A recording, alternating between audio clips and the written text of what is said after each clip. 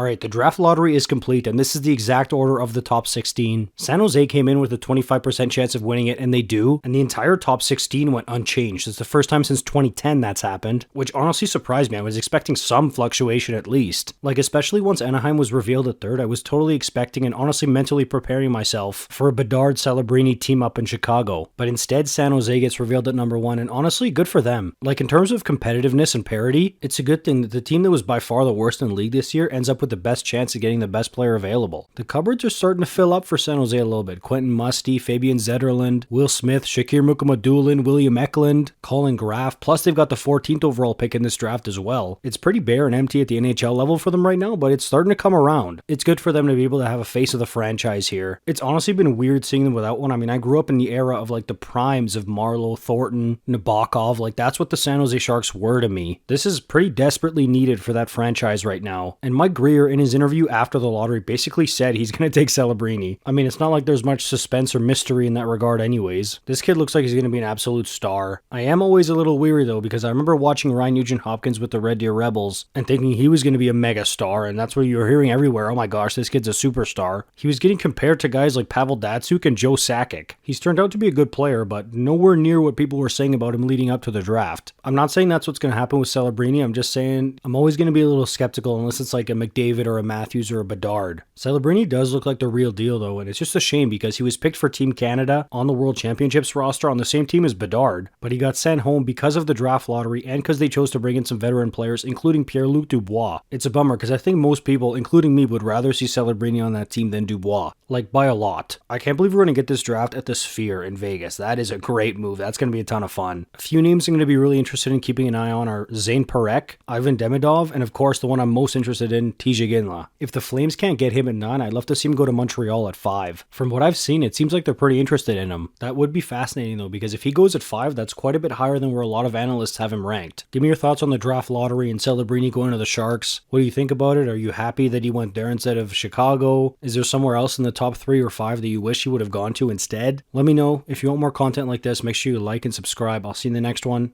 You're awesome.